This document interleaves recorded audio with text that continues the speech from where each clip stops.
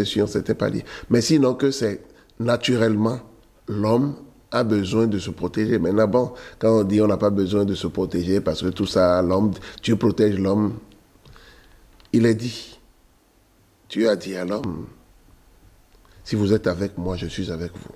Si vous n'êtes pas avec moi, je me détourne de vous. Il dit, malheur à vous les hommes, car le diable, votre ennemi, vient vers vous.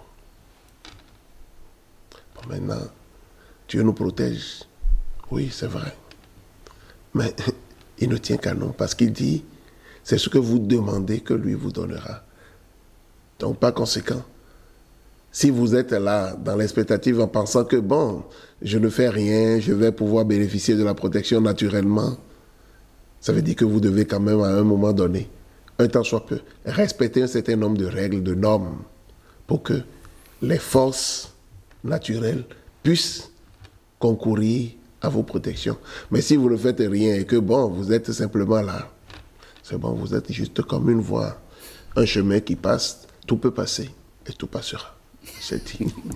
Alors, est-ce que le fait de se protéger, est-ce que ça peut nous priver des opportunités? Lorsqu'on se protège, on se barricade, est-ce qu'on ne se ferme pas aux opportunités qui peuvent arriver dans notre vie? La plupart du temps, pour une bonne pratique, quand vous faites des travaux, des rituels, où vous utilisez des outils de protection, en même temps, vous devez également faire des travaux, des rituels et des outils de prospérité ou d'attirance ou de chance. Parce que si vous ne faites que la protection, c'est que vous vous protégez même contre tout. Souvent, moi, je dis aux gens, quand je fais des travaux de protection, je fais toujours accompagné de travaux de prospérité. Quand je fais des travaux de prospérité, je fais toujours accompagné de travaux de protection.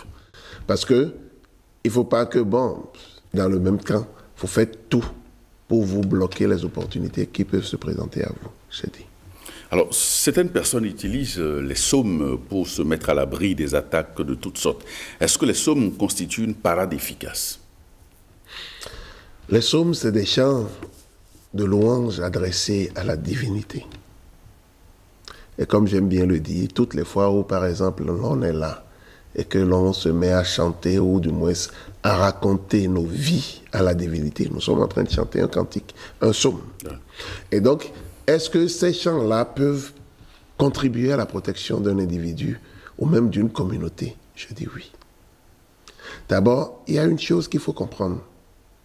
Les rites ont beaucoup plus de force quand ces rites ont été répétés avec le temps. Donc, c'est qu'il y a la loi de la répétition, la loi du temps, qui s'applique aux travaux, aux rites, et qui leur donne une ampleur. Si vous regardez les psaumes, l'égrégore que les psaumes ont constitué est une égrégore très très puissante et elle se met à la disposition de toute personne qui demande leur assistance. Qu'on y croit ou pas, vous allez produire des mouvements dans les plans supérieurs et vous allez ressentir ces mouvements-là dans les manifestations matérielles. Je dis. Alors, on cite souvent comme psaume de protection le psaume 27, le psaume 90, 91, 54, 143, 65, etc. Alors, quel est leur véritable effet, leur véritable impact? Voyez-vous, c'est comme je le dis. Le psaume, je l'ai dit tout à l'heure, c'est des chants de louanges que vous adressez à la divinité. Mais à quelle divinité? D'abord à vous, à votre divinité intérieure, pour qu'elle puisse se mettre en phase avec la divinité extérieure, pour que les deux deviennent un. Quand vous récitez les psaumes, vous savez, au niveau des psaumes, on vous dira que, par exemple, vous prenez un psaume, vous avez plusieurs clés. Pour le même psaume, vous pouvez avoir plusieurs clés. Et chaque clé vous permet d'atteindre une réalisation spéciale par rapport au psaume. Donc, quand vous prenez le psaume et vous ajoutez les clés, vous utilisez le psaume comme ça, vous avez accès à une dimension du psaume. Quand vous utilisez les différentes clés du psaume, vous avez accès à d'autres dimensions qui ne sont pas à la disposition de tout le monde. Et donc, vous faites appel à des forces et rappelez-vous d'une chose, que l'aide n'est jamais refusée à qui la demande humblement. l'aide n'est jamais refusée à qui la demande humblement. Et donc, il y a de ces psaumes qu'on pratique. Chez nous, moi, par exemple, il y a un psaume que je fais tous les jours, c'est le psaume 91. Oui. Matin ou soir? Tous les jours, matin, midi et soir. Et pourquoi? Nous y sommes. Ouais. Pourquoi? Il est important. Vous savez, tout peut arriver à tout moment. Ouais. Tout peut arriver à tout moment. Mais nous avons la possibilité d'éviter des écueils ou des difficultés ou de nous faire harper par des circonstances ou des éléments. Je dis aux gens, c'est simple. Vous voyez, vous m'excusez. On fait les sacrifices rituels, on va déposer dans un carrefour. Tout le monde passe, n'est-ce pas? Ouais. Mais il y a des gens qui vont passer là-bas et qui vont ramasser ce qui est déposé là-bas.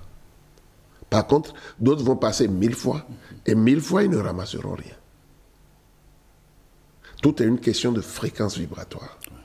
Vous voyez, c'est un peu comme on dit, quand vous vous connectez à une certaine fréquence, pour pouvoir vous atteindre ou pouvoir pénétrer vos corps subtils, il faut que ce qui est fait, même si c'est dans le côté négatif, puisse être... Donc, ça dit, il y a les sujets ou les éléments d'envoûtement primaire, il y a les secondaires et il y a les tertiaires. Et donc, les primaires, c'est tout élément que l'on peut rencontrer et généralement, c'est d'abord nous-mêmes. Et donc, quand vous vibrez sur une certaine fréquence, vous passez dans des endroits qui vibrent à des fréquences plus basses. Vous n'êtes pas en corrélation. Vous allez passer, vous n'aurez rien. Quelqu'un d'autre passe et lui va avoir problème. Et on va dire que oui, on a fait un sacrifice, il est passé. Des fois même, on ne passe même pas dedans, on passe à côté. Et vous ramassez les miasmes. C'est tout à fait normal. Il faut travailler, vibrer à une certaine fréquence pour éviter ces genres de choses-là. Voilà. C'est important. Et comment travailler pour vibrer à une plus haute fréquence? Non, nous l'avons toujours dit ici et tous mes frères vous le disent toujours. Une chose est certaine, prenez conscience de la réalité derrière la réalité. Vous m'excusez, le monde que nous voyons, c'est un monde d'illusions. Le vrai monde là, ce n'est pas ce que nous voyons. Ouais. Et nous qui venons souvent parler de ces réalités-là, c'est vrai, à des moments donnés, il y en a qui se moquent de nous. Mais on rit nous rions de leur ignorance. Parce que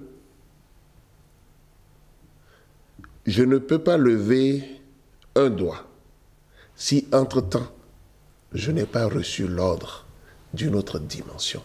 Et ce qui est très simple, tu sais, souvent je dis aux gens, on nous a souvent parlé des 4 éléments. Ouais. N'est-ce pas?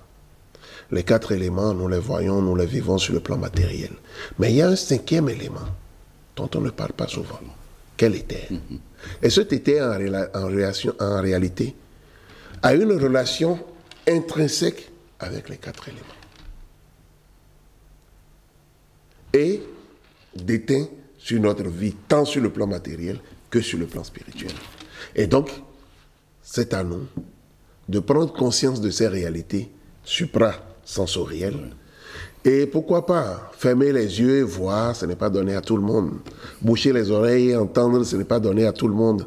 Et s'absenter et pourtant être là, ce n'est pas donné à tout le monde. Être conscient de la réalité matérielle, mais dans son forme intrinsèque, ce n'est pas donné à tout le monde.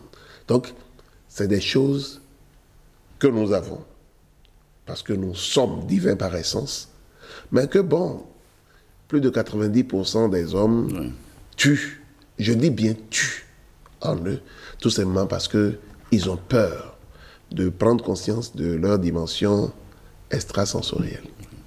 J'ai dit.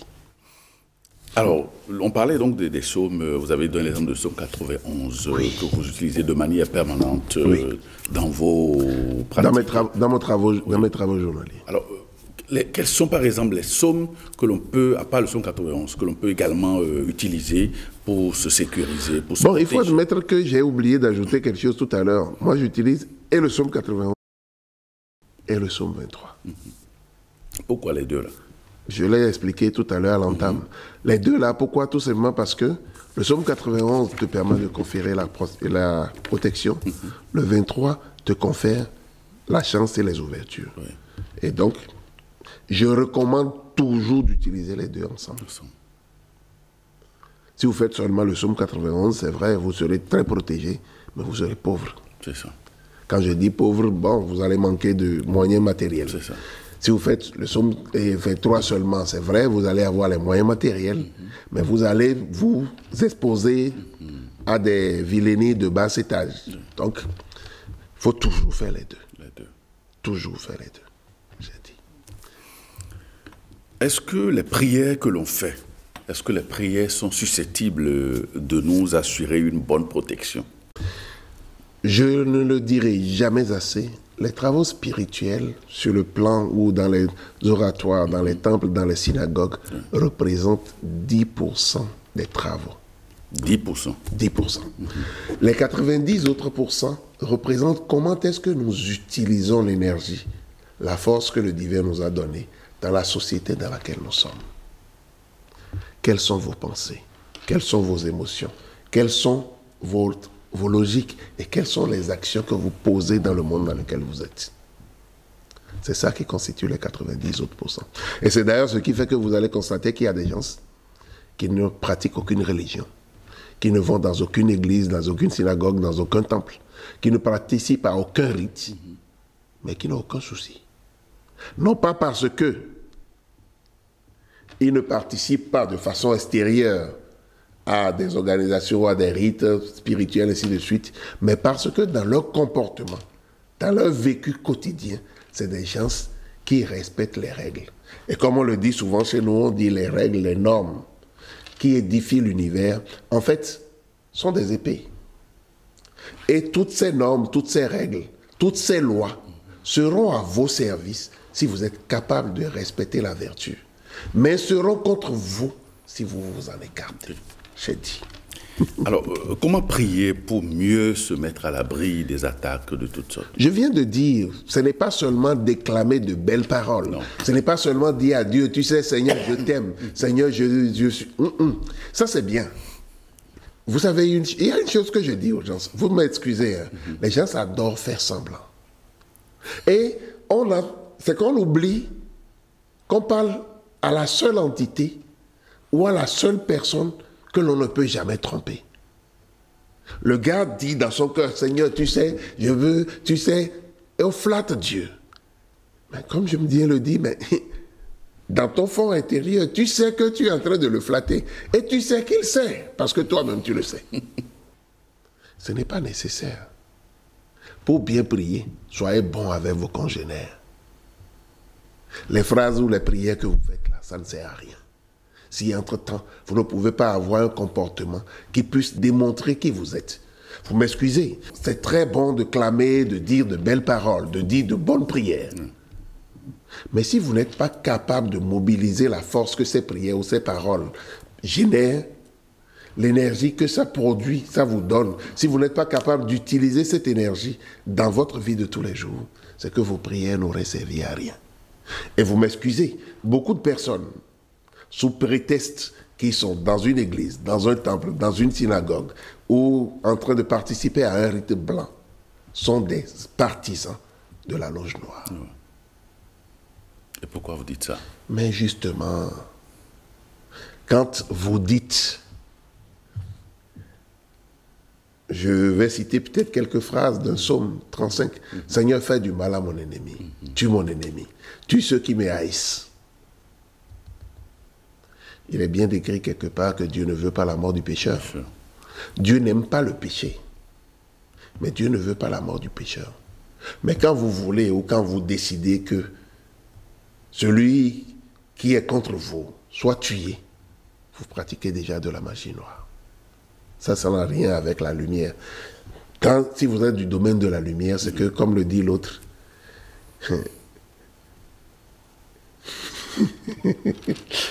Il dit, Seigneur, garde longtemps mes ennemis en vie, pour qu'ils voient la réalisation de ta promesse dans ma vie.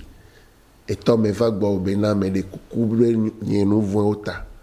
C'est-à-dire, je suis venu à toi pour demander pardon sur mes péchés. Garde-les pour qu'ils voient, c'est-à-dire, comment tu vas réaliser les miracles dans ma vie, pour qu'eux aussi puissent témoigner de ce que toi, tu es Dieu. Ça, c'est purement blanc. Que de dire, Seigneur, que le feu tombe sur mon ennemi. Vous m'excusez. On va dans certaines assemblées où on cite beaucoup plus le nom des entités de la loge noire que le nom des entités de la loge blanche.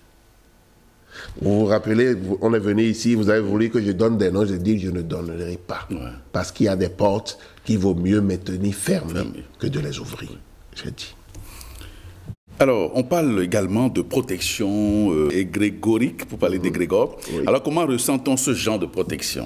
D'abord, il faut partir d'un principe. C'est quoi déjà l'égrégore? Voilà. L'égrégore, c'est la force que génère un groupe. Déjà une famille, père, mère et enfant, ça fait déjà une égrégore. Dans un groupe de travail spirituel, vous avez également une égrégore. Et pourquoi? Parce que vous avez des pratiques. Vous vous réveillez le matin, vous avez des choses que vous devez faire dans la journée. Et tout ça alimente votre égrégore. Et qu'est-ce qui se passe? Quand un membre de l'Assemblée a des soucis, l'égrégore, parce qu'en réalité, l'égrégore, c'est une entité que le groupe crée, que la famille crée, que le pays crée. Cet égrégore, comme un homme, se mobilise pour venir en aide à des gens, à des frères qui sont dans le besoin. Et parce que, vous voyez, on dit, quand nous sommes ensemble, nous formons une chaîne. Ce n'est pas le fruit du hasard qui veut que nous travaillions, par exemple, dans la même société. Qu'on s'aime ou qu'on ne s'aime pas, nous sommes déjà ensemble, nous sommes un. Ce n'est pas le fruit du hasard qui a voulu que nous naissions dans la même famille. Ce n'est pas le fruit du hasard qui a voulu que nous soyons dans le même pays, dans le même village. Bref, nous formons une unité, nous sommes une chaîne. Si chacun joue sa partition, c'est pour la sécurité de tous. Si chacun ne joue pas sa partition, c'est pour exposer tout le monde. Vous savez, les gens adorent rentrer, par exemple, chez nous ici, on veut intégrer des groupes spirituels, parce qu'on sait que ces groupes travaillent. Mais si vous intégrez le groupe et que vous ne travaillez pas, souvent je dis aux gens, il y a deux choses qu'il faut savoir. Vous intégrez un groupe, c'est vrai, des gens, par exemple, préoccupés par le côté matériel, n'ont pas le temps. Il faut qu'ils sacrifient alors les moyens pour permettre au groupe d'exister, pour travailler. Et alors là, ils vont en profiter. Des gens n'ont pas le temps et n'ont pas les moyens. Ils veulent rentrer dans des groupes, ils veulent faire aucun exercice, ils veulent rien sacrifier et veulent profiter du groupe. C'est des voleurs. C'est des vampires. C'est des vampires. Parce que le groupe, la force du groupe réside dans la constance du travail de chaque membre du groupe. Vous êtes là. Vous n'apportez pas de contribution matérielle, vous n'apportez pas de contribution spirituelle. Vous savez à quoi? Vous êtes un vampire. Et donc il faut, autant que faire se peut, éviter cela, contribuer à renforcer l'égrégore des groupes. Vous allez voir des gens que j'appelle les pèlerins spirituels. Aujourd'hui, on est dans quel groupe? Après-demain, on est dans tel autre groupe. Après-demain, on est dans tel autre groupe. C'est bon. Ça fait partie de la liberté. Mais quand vous ne prenez pas le temps de vous développer, c'est comme je dis aux gens, vous voulez construire une maison à 10 étages pour faire référence à l'arbre de vie. Oui. Si votre fondation ne le permet pas, la construction va s'écrouler. Donc, ayez une bonne base. Et maintenant, pourquoi pas? Vous pouvez aller faire des pèlerinages. C'est-à-dire, sonder comment ça se passe ici, comment ça se passe ici. Parce qu'en la vérité, c'est comme je le dis, tous nous faisons la même chose, mais nous utilisons des thèmes différents, nous utilisons les moyens différents, mais tout est un. Je dis.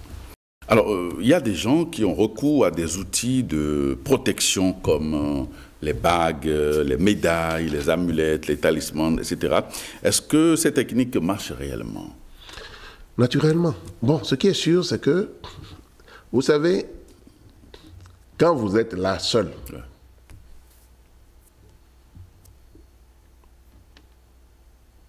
il n'y a que vous. Quand vous déposez une pierre d'aimant dans votre rayon, dans votre aura, vous allez constater que des choses vont affluer. Pourquoi? Parce que l'aimant a cette particularité d'attirer. De la même façon, quand je vais dessiner une lettre hébraïque, quand je vais faire un pentacle, quand je vais prendre un talisman, bref, c'est des éléments qui ont été conçus pour jouer un rôle. C'est des éléments qui ont été conçus pour assumer votre protection ou pour attirer la prospérité, ainsi de suite. Bref, quand vous utilisez ces éléments-là, vous ouvrez un champ quantique. Le reste, c'est de vous, vos pensées, vos émotions, votre logique et vos actions, qui vont faire en sorte que les outils que vous utilisez là vont pouvoir être utilisés, vont pouvoir vous servir à très bon escient. Parce que vous trouvez, ce serait vraiment malsain que vous utilisez des outils de protection et pendant ce temps, c'est vous qui exposez tout le monde autour de vous. C'est comme je dis aux gens, ces outils sont très bons, mais vous devez les recharger. Et comment les recharge-t-on? Déjà par vos comportements, par votre tenue dans la société. Vous les rechargez. Maintenant, de l'autre côté, ça dépend de ce que vous avez comme outil. Mais comme on le dit souvent chez nous, utilisez les rayons de la lune pour recharger, utilisez le soleil pour recharger. Le reconsacrer, ou vous utilisez un décagone des figuratives que vous allez avoir dans les librairies. Vous utilisez des figuratives, vous mettez ces éléments dedans pour pouvoir les recharger. Mais quand c'est des pierres, des pentacles métalliques, ainsi de suite, que vous pouvez utiliser de l'eau pour démagnétiser, pour enlever tout ce qui est, et vous recharger avec des figuratives, un décagone surtout, pour pouvoir recharger l'élément et l'utiliser de nouveau. Mais c'est vous, c'est comme je le dis, tous ces outils sont des éléments qui reçoivent et qui donnent. Si vous les videz en posant des actes ou en disant des choses ou en ayant des pensées qui vont à l'encontre de ces outils-là, vous allez les vider et ça va devenir juste des pacotilles. C'est vrai, on vous verra avec tel outil, mais ça ne servirait à rien. On vous verrait avec tel outil, mais ça ne servirait à rien. Ce sera juste. Peut-être le métal, juste. Peut-être le papier, juste. Peut-être la pierre, et ça s'arrête là. Mais une pierre, ce métal, un papier qui serait vidé de toute substance spirituelle. Et donc, il faut faire très attention à tout ce que nous faisons. Comme le dit la loi, ce que tu fais, te fait. Je dis. Maintenant, comment on recharge? Vous l'avez parlé de la lune et du soleil. Oui. Quelle est la fréquence de recharge par rapport aux outils que nous venons donc de citer, les médailles, les bagues et autres? Bon, ça dépend. C'est à vous de voir. La lune, par exemple, à la pleine lune, on demande par exemple d'exposer vos bagues, vos outils au rayon de la pleine lune une dizaine de minutes. Et puis après, vous pourrez retirer. Vous pouvez également utiliser le soleil quand le soleil est au zénith, c'est-à-dire aux environs de midi. Vous exposez, vous mettez le décagone, vous mettez ces différents outils dans le décagone et les rayons solaires vont également les charger. Je dis. Maintenant, est-ce qu'on peut programmer, par exemple, lorsqu'on parle des pierres? Parce que là, vous avez sous la main, là, vous voulez parler de ma tourmaline noire, qui est également un outil de désenvoûtement, oui, de protection. Alors, comment est-ce qu'on peut programmer cette pierre-là, si on l'a en bague ou autre chose? Bon, si vous l'avez en bague, ainsi de suite, quand c'est personnel, vous pouvez le faire. Ça dépend. C'est vrai que vous allez ressentir le besoin et vous démagnétisez. Vous ouvrez du robinet, vous passez sous le robinet pendant une dizaine de minutes. Après, vous le mettez dans un décagone et vous le laissez, soit au soleil aux environs de midi, soit au niveau de la lune, quand il y a la pleine lune, le soir de la pleine lune, vous mettez pour que la lune également puisse recharger. Et là, c'est parti pour encore un mois. Maintenant, quand c'est des outils que vous utilisez pour des thérapies, quand vous recevez des gens, ça veut dire que tous les jours, il faut recharger. Vous démagnétisez et vous remagnétisez. Voilà. À part la tourmaline, quelle autre pierre l'on peut utiliser pour les besoins de protection?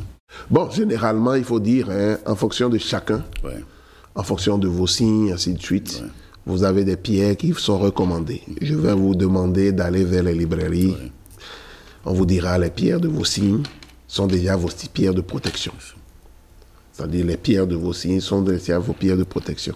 Bon, maintenant, à part la tourmaline, quelle autre pierre vous pouvez utiliser? Ça dépend. La métiche ou l'œil de tigre sont souvent des pierres que les gens utilisent également en matière de protection. Est-ce que ces pierres-là jouent réellement ce rôle? L'œil de tigre, c'est bon. Quant à l'améthyste, c'est une pierre en fait qui vous permet de développer vos dons psychiques. C'est-à-dire c'est une pierre qui vous permet de développer vos dons psychiques. Ça vous permet d'avoir peut-être des voyances ou d'avoir une claire intuition, d'avoir la parole, c'est-à-dire la puissance du verbe. C'est une pierre qui développe vos dons psychiques. Donc ce n'est pas des pierres de protection. Typiquement, Ça vous permet oui. de prendre conscience, si vous n'en avez pas et que vous voulez, prenez de l'améthyste. Ça vous permet de prendre conscience que, bon, juste à côté, là, il y a quelque chose. Ou de voir qu'il y a quelqu'un qui est assis à côté juste du frère Privel, ou peut-être c'est celui qui est à ma droite ici, ainsi de suite. Très bien. Alors, dans la tradition, les gens ont recours également à des technologies pour se mettre à l'abri du mauvais œil ou peut-être des attaques occultes. Quelle est la fiabilité de ces outils au niveau de la tradition? C'est des choses qu'il ne faut pas négliger. Vous savez pourquoi? Quand vous rentrez, tout à l'heure, j'ai dit, vous parlez des égrégores, ça fait partie déjà des communautés. Ouais. Et qu'est-ce qui se passe par rapport aux communautés? C'est que dans les communautés, on suit le rythme de la nature. Il arrive un moment où on dit, on fait des rites de purification au sein de la communauté, ou on fait des rites de purification au sein de la famille. On se reconnaît à nos ancêtres. On fait des rites pour prier pour les ancêtres. Bref, c'est des éléments très importants. C'est vrai que, bon, d'aucuns diront que ce n'est pas nécessaire. C'est comme je le dis, chacun est libre de faire ce qu'il veut. Une chose est certaine, nous ne sommes pas nés des arbres, et quand bien même on est né d'un arbre, c'est qu'on a une certaine particularité. Et comme j'aime souvent le dire, l'arbre dont on a coupé la racine ne peut plus jamais porter de fruits. Donc ne vous coupez pas de vos racines. Donc, c'est des techniques que les ancêtres ont mises en place, qui ont permis en fait de restaurer un certain équilibre dans la société et qui vous permettent de pouvoir profiter des flux énergétiques en fonction du temps, en fonction de certaines périodes. Et donc, quand vous ne le connaissez pas, souvent je dis une chose, ce n'est pas parce que vous ne le connaissez pas que ça n'existe pas. Ce n'est pas parce que vous ne le connaissez pas que ça ne marche pas. Il y a des choses que les gens ont établies depuis des millénaires qui sont là. Et c'est comme j'ai demandé à quelqu'un, est-ce que vous pouvez m'expliquer pourquoi est-ce qu'il y a un regain pour la tradition aujourd'hui? Parce que les gens se rendent compte de fur et à mesure qu'il y a beaucoup de mensonges et il y a beaucoup de non-dits. Alors que quand ils vont chez eux, ils se retrouvent. Même s'ils ne peuvent pas expliquer, ils ressentent qu'il y a quelque chose qui les lie à ça. Et donc c'est tout à fait normal. Donc ce n'est pas des choses à nier. De toute façon, moi je ne nie pas ma tradition, je ne nie pas ma famille. Et c'est des choses que je recommande aux gens. Parce que vous ne pouvez pas vous développer, vous ne pouvez pas prospérer, vous ne pouvez... Vous voyez, quand on prend un élément isolé, il est vulnérable. On dit qu'un roi sage a appelé ses enfants et leur a donné des brindilles de balai. Et il leur a demandé de les casser. Quand ils les ont pris, ça a été facile. Il leur a donné également des brindilles et a demandé de tout rassembler. Et a demandé de casser. Personne n'a pu. Et il leur dit, quand vous êtes dans une communauté, quand vous êtes dans un ensemble, vous êtes invulnérable. Parce que cet ensemble vous protège. Mais quand vous êtes seul, vous êtes vulnérable. Donc, évitez d'être seul dans quoi que ce soit. Je dis. Alors, dans la tradition, il y a des bains que l'on fait, soit de protection. Pas seulement la tradition, même chez nous, on fait des bains. Oui, il y a des plantes que l'on utilise pour faire ces bains-là. Pour se protéger. Est-ce que vous en connaissez? Bon, c'est vrai, j'en connais, mais je ne connais pas les noms scientifiques. Vous voulez que je vous en parle? Ben oui, pourquoi pas. Ah bon, d'accord. Bon, généralement, quand vous devez parler peut-être de protection, quelles sont les plantes que vous pouvez utiliser? Déjà, la plante que tout le monde connaît, par exemple, le bâtiment de chez nous. Hysope. Hysope de chez nous. C'est une plante que l'on utilise pour la protection, pour la purification. Vous avez les plantes comme la lavande, qu'on utilise pour la protection et pour la purification également. Vous avez les plantes comme où vous avez des essences, comme le storas, comme le santal, les essences du storas, l'essence de santal, ou même l'encens de storas ou de santal que vous brûlez, toujours pour la protection et pour la purification. Vous avez l'encens Asafoetida, qui est recommandé dans des cas extrêmes où vous êtes c'est-à-dire des envoûtements, vous utilisez Asafoetida, ça vous permet de laver. Mais vous avez un outil qu'on utilise par exemple tous les jours chez nous, dont on ne connaît pas toujours la portée, le charbon. Vous prenez du sel consacré, vous mettez dans de l'eau, vous mettez du charbon dedans et vous vous lavez. C'est également très bien pour la protection, mais quand vous finissez avec ce charbon, il faut le mettre à la poubelle. C'est-à-dire le charbon que vous avez mis dans l'eau, vous pouvez le mettre dans l'eau, vous vous lavez avec 7 jours, 9 jours. Quand vous finissez, vous évitez même que vous mettez tous les charbons, vous ramassez. Vous mettez dans un sachet, vous envoyez à la poubelle. Il ne faut plus faire le feu avec. Vous pouvez également disposer le charbon tout autour de vous. Ça capte les ondes négatives. Et puis après, vous jetez. Ce n'est que quelques exemples. La basilic également est très bien. Basilic feuille, donc vous utilisez basilic et hysope, et puis quoi? De la verveine. Que vous triturez, vous ajoutez du gros sel, c'est un très bon bain de purification. Est-ce que les techniques de méditation peuvent contribuer à sécuriser ceux qui y ont recours? Naturellement. La méditation, ça vous permet de prendre conscience de qui vous êtes. Et quand on prend conscience de qui on est, c'est qu'on n'est plus un vulgaire. Celui qui médite régulièrement, il augmente son taux vibratoire.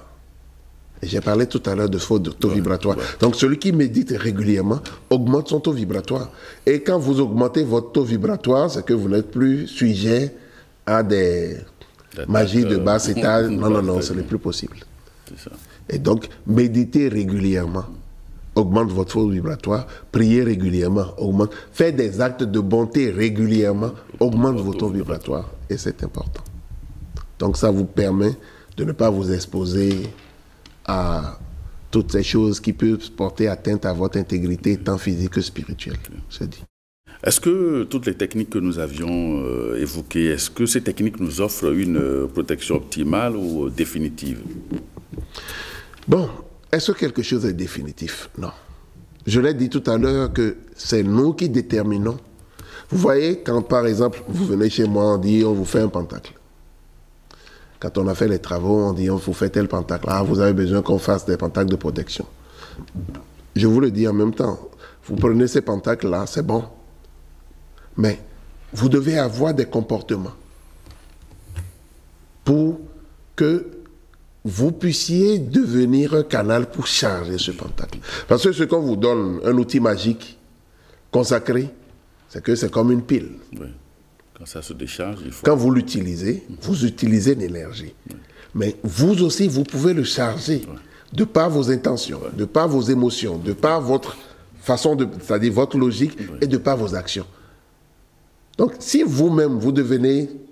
c'est-à-dire un alternateur pour charger votre batterie, vous voyez, la batterie ne va plus se décharger. Donc, faites en sorte que vous deveniez un alternateur où ces outils, vous les utilisez, vous allez véritablement en profiter. Mais quand vous devenez juste un vampire pour puiser l'énergie de ces outils-là, ces outils vont se décharger. Et il faudrait reconsacrer ainsi de suite. Et je pense que si c'est vous qui avez déchargé, vous n'êtes pas habilité à pouvoir les reconsacrer. Non. Je dis. Alors, une protection, est-ce qu'elle est sujette à la loi de cause à effet? Naturellement. Des fois, vous savez, en fonction de vos vies passées, en fonction de votre karma, vous êtes exposé Quoi qu'en soit votre niveau évolutif spirituel, Oui. vous êtes exposé à subir certaines attaques.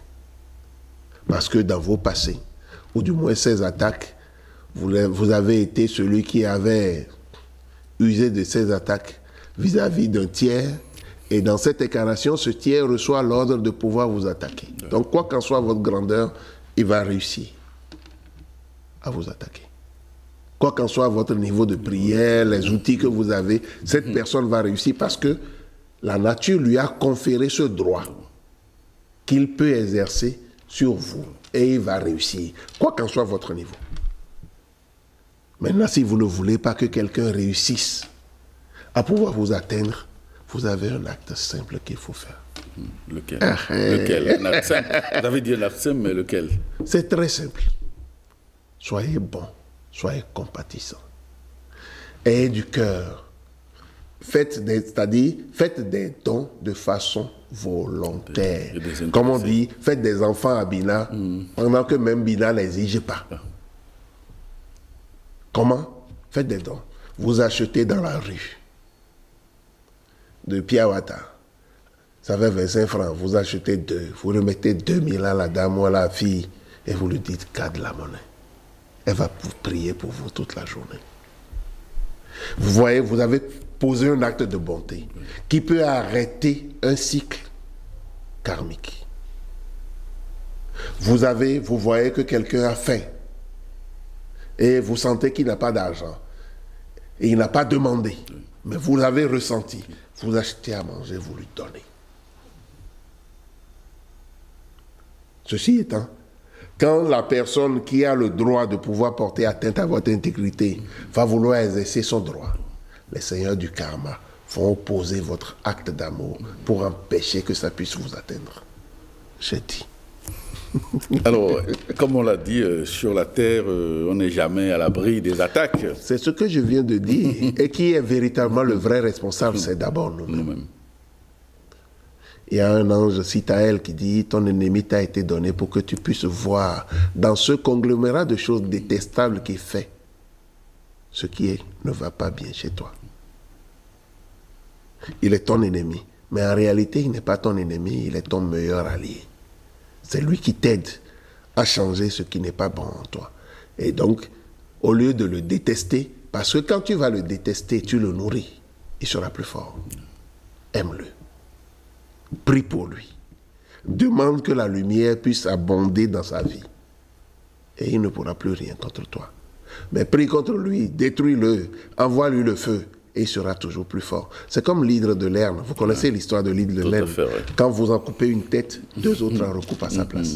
Et même comme vous êtes très fort, l'hydre qui vient avec 10 têtes, vous en coupez les 10, vous en avez 20, vous en coupez les 20, vous en avez 40, et ainsi de suite. Faites attention. On ne réagit pas toujours à tout. À des moments donnés, il faut apprendre à être compatissant. J'ai dit. Alors, est-ce que la loi du karma est un blocage? Présenté comme ça, c'est que... Est-ce que dans votre vie, vous ne pouvez plus rien faire, tout est étant déjà prédestiné? Je viens de donner un exemple où vous pouvez faire quelque chose. La loi du karma n'est pas un blocage. Maintenant, comme on le dit, le karma, c'est que c'est les choses que vous aviez faites qui vous reviennent. Qui vous reviennent. Mais des choses négatives surtout. C'est pour ça qu'on parle de karma. Mais est-ce que ça peut être un blocage? Non. Ça vous aide à vous libérer. Parce que c'est vous qui avez mal utilisé l'énergie divine qui a été mise à votre disposition. Et on vous demande maintenant de la réintégrer. De subir ce que vous avez fait subir. Vous devez être content que cela arrive.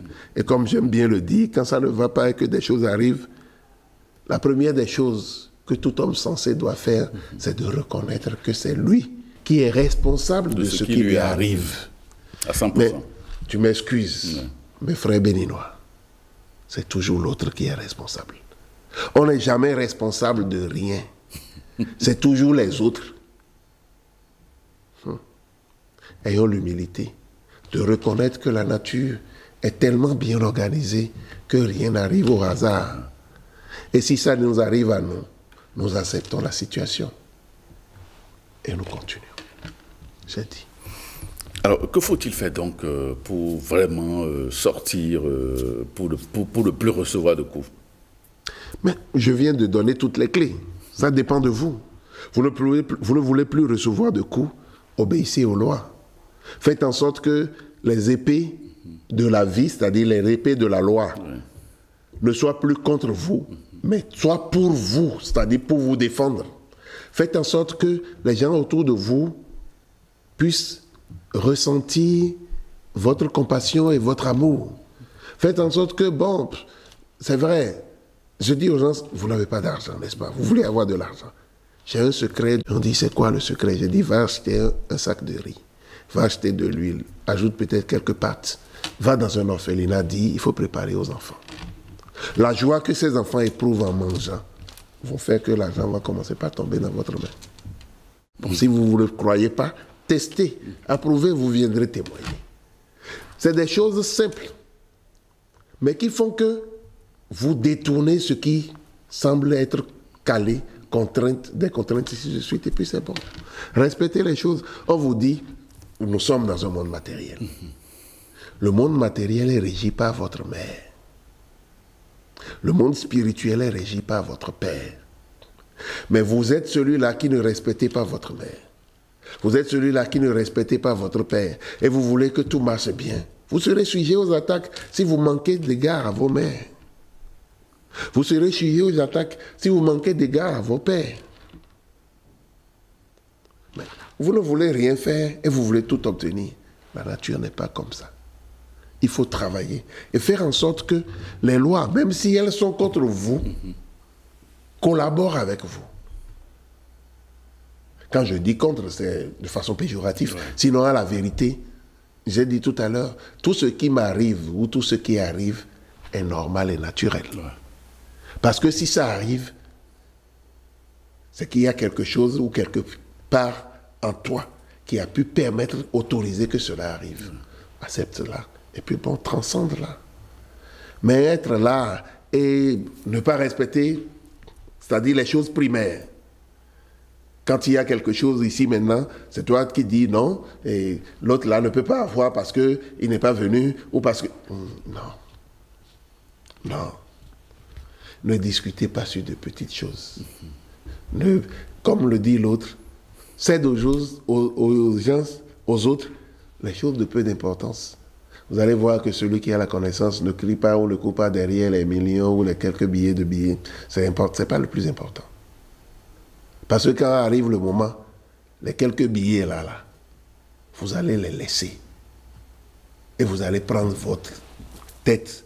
C'est-à-dire, il y a quelque chose qui est plus important que les quelques billets là. Il y a quelque chose qui est plus important que les... C'est-à-dire, il y a des gens, par exemple, qui ne dorment pas. Mais pourquoi? Parce qu'ils ont commis tellement d'impairs, oui. Et quand ils ferment les yeux, on voit certaines choses, ou on entend certaines choses, on ne dort pas, ainsi de suite. Je vous en prie, vous n'en avez pas besoin. Non, vous n'en avez pas besoin. On a parlé des alliances la fois passée. Des gens vont le sceller des alliances impossibles. Après, c'est eux qui ne dorment pas. Après, c'est chez eux que plus rien ne marche. Mais, alors qu'on aurait pu simplement. La vie n'est pas aussi compliquée que ça. Dieu n'est pas composé, il est simple. Merci Wilfried Apovo, merci pour ces informations que vous nous donnez. Amis téléspectateurs, merci de nous avoir suivis. Passez une très bonne soirée à l'écoute des programmes de la télévision nationale. Merci et à très bientôt.